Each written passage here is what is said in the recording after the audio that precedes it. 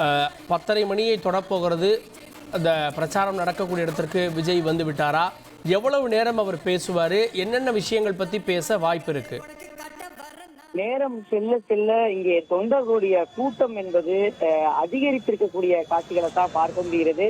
ஆபத்தை உணராமல் மரக்கிளைகள்ல தொங்கியபடியும் மின்சார கம்பங்களின் மீது ஏறியும் தொண்டர்கள் ஆங்காங்கே நிற்கக்கூடிய காட்சிகளை பார்க்க முடிகிறது.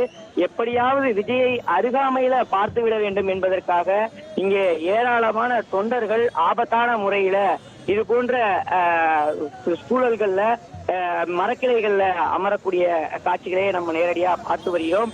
சரியாக 10:30 மணிக்கு விஜய் அவர்கள் இங்கே இருக்கக்கூடிய அந்த திருச்சி மரக்கடை பகுதிக்கு வருகை தர வேண்டும். காவல்துறை தரப்புல 10:30 மணி முதல் 11 மணி வரை மட்டும்தான் இங்கே எம்ஜிஆர் சிலையின் முன்பு மக்கள் மத்தியில விஜய் அவர்கள் பேசுவதற்கு வாய்ப்பு என்பது வழங்கப்பட்டிருக்கிறது. ரோட் ஷோ என்பது மறுக்கப்பட்டிருக்கக்கூடிய ஒரு சூழல்ல விஜய் அவர்கள் தற்போது அந்த வாகனத்தில் பிரத்யேக வாகனத்துல அமர்ந்தபடி தற்போது மரக்கடையை நோக்கி வருகை தந்த வண்ணம் இருக்கிறார்.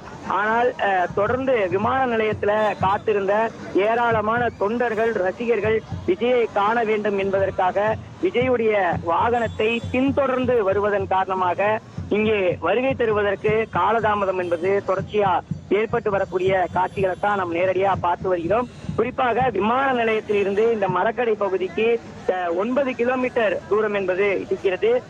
சராசரியாக பார்க்க வேண்டும் என்றால் 15 முதல் 20 நிமிடங்கள்ல விஜய் அவர்கள் இந்த பகுதிக்கு வருகை தர வேண்டும்.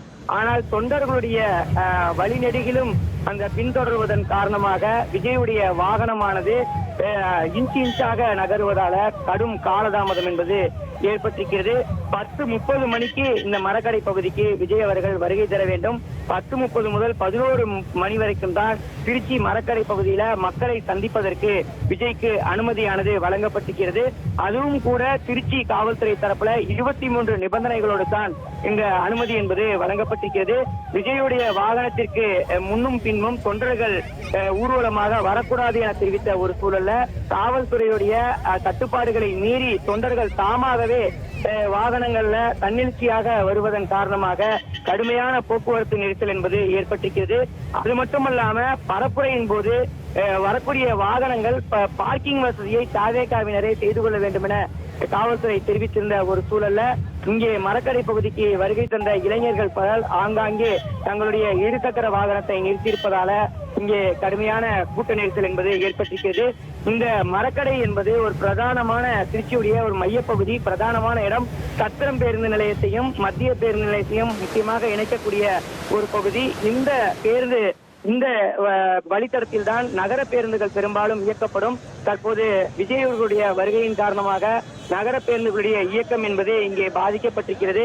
ஒருபுறம் திருச்சியைச் சேர்ந்த மக்கள் பாதிக்கப்பட்டிருக்கிறார்கள், மறுபுறம் இங்கே ஏராளமான தொண்டர்கள் விஜயை காண்பதற்காக தன்னெழுச்சியாக வந்திருக்கக்கூடிய காட்சிகளை பார்க்க முடிந்தது. கர்ப்பிணிகள், குழந்தைகள், வயது முதிர்ந்தவர்கள், மாற்றுத்திறனாளிகள் என பலர் வருவதை தவிர்க்க வேண்டும் என முன்னெச்சரிக்கையாக தாவேகா தரப்புல தெரிவிக்கப்பட்ட போதிலும் கூட பலர் குழந்தைகளை அழைத்து வந்திருக்கிறார்கள், கர்ப்பிணி பெண்கள் வந்திருக்கிறார்கள். விஜயை காண வேண்டும் என்பதற்காக அன்பின் வெளிப்பாடாக இங்கே வருகை தந்திருக்கக்கூடிய காட்சிகளை நம்மால பார்க்க முடியுது.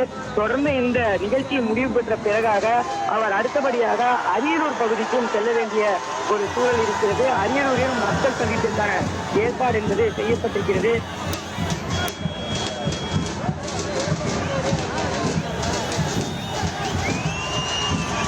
விஜயை வரவேற்பதற்காக காலை கப்பலை முழங்க அந்த வரவேற்பு ஏற்பாடுகள் செய்யப்பட்டிருக்கு. இனி செல்லும் இடமெல்லாம் செய்தி.